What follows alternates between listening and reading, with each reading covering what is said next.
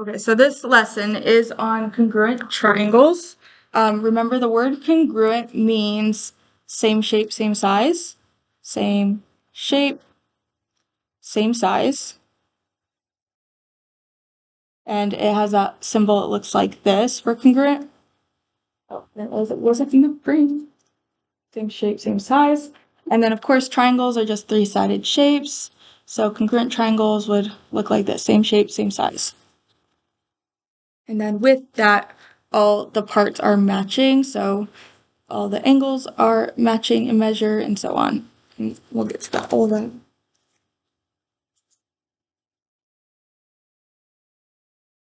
Okay, so congruent polygons. So polygon is just a closed shape with straight sides. It would be like square, triangle, pentagon, all those things. So congruent polygons have the same shape, same size.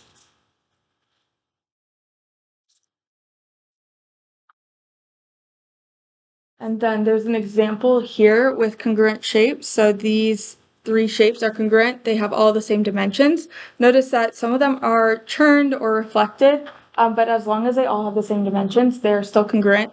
Whereas these are not congruent.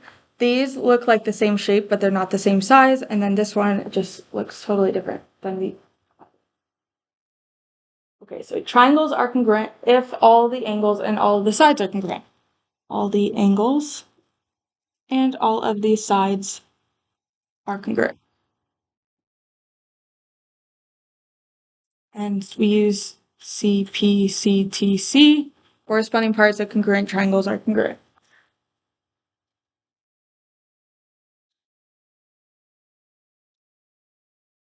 In the next example, it says identify all the pairs of congruent corresponding parts and then write the congruent statement. So this is similar to what we saw in the bell work, also similar to the test question you'll see on this. And we're just going to match parts. So over here, I noticed that this segment right here has one tally, and so does this. So segment CB is congruent to segment EF. And then the side with two tallies here and here, AB, is congruent to side DF. And then this one here with the 3 is equal to this. AC is congruent to ED.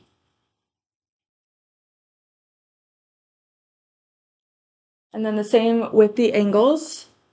So angle A has one arc here, so that would match angle D, which has one arc.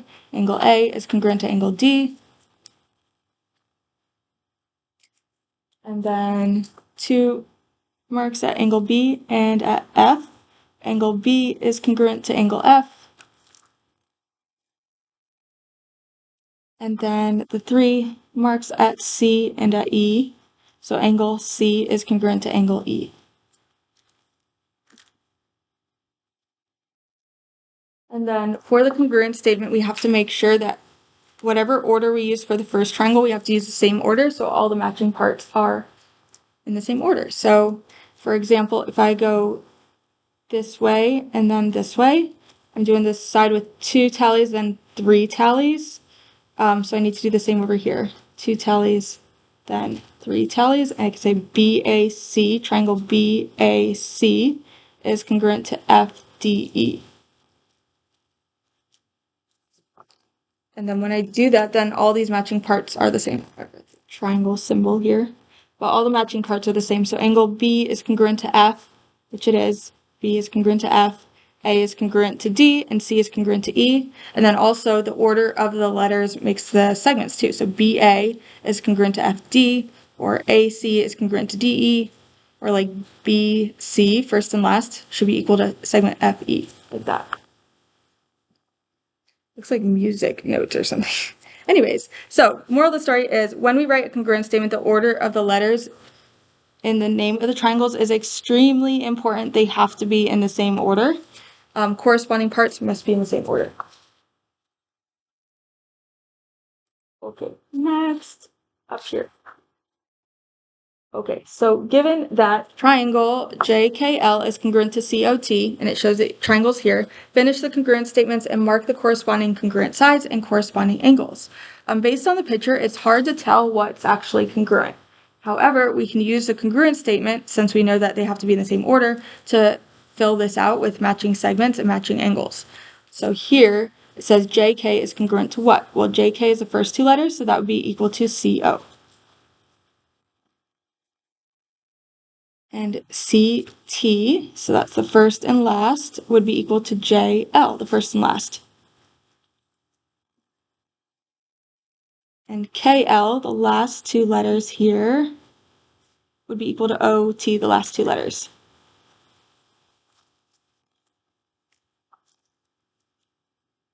Okay, and then for the angles, same thing, angle J, so the first letter here matches angle C, first letter in this statement. And then for angle T, the last letter matches L, angle L. And then angle K is the middle, so that matches angle O. Okay, now using the congruent statements, we can mark the shape. So JK is congruent to CO. JK is congruent to CO, and I'll put one tally on each of those. JL is equal to CT, so I'll use two tallies now. And then KL, use three tallies, and OT, I'll use three tallies as well. And then we'll do the same for the angles. Angle J is congruent to angle C. Let's use one tally to start. Then L is equal to T, so 2. And then K to O. 1, 2, 3, 1, 2, 3.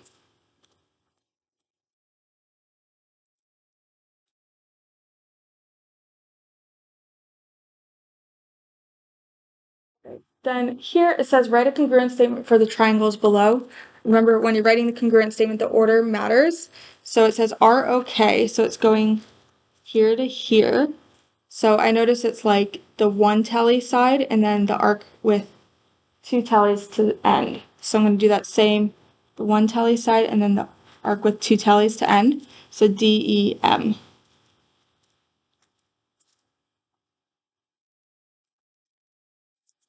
And I'll do the same over here, ZWB. ZWB is the order they're going. So it's like one tally, then two. So I'll have to do the same thing. One tally, then two this way, CPS.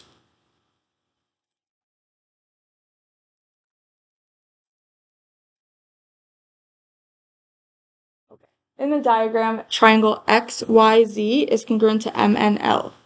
Okay, complete each statement. So it's asking about like angle measures or congruent parts. So before I answer the questions, I'm just going to fill in everything I know here. So it says angle N is 124, so the corresponding angle over here would be the same. Angle N is the middle, so that would be angle Y would be 124 degrees.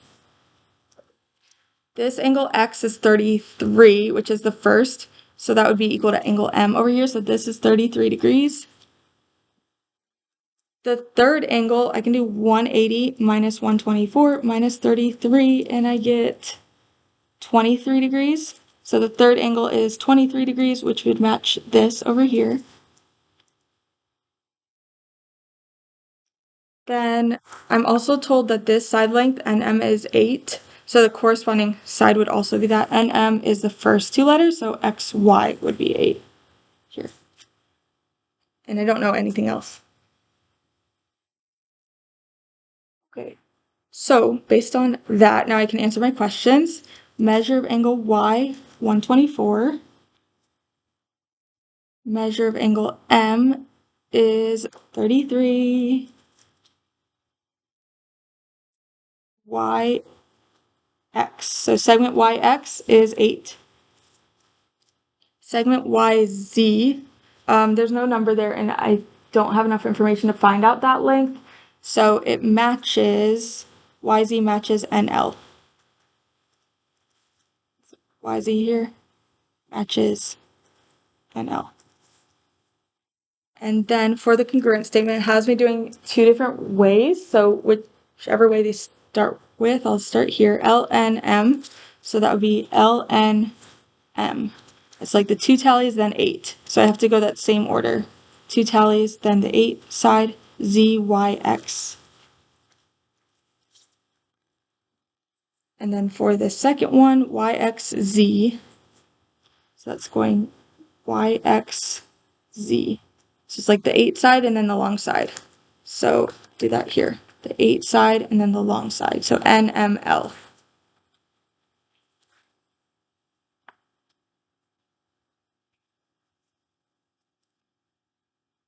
Okay. Then the last two down here just asks about angle measures. It says that the triangles are congruent. Find the measure of the missing angle in each pair of congruent triangles. So they're telling you it's congruent.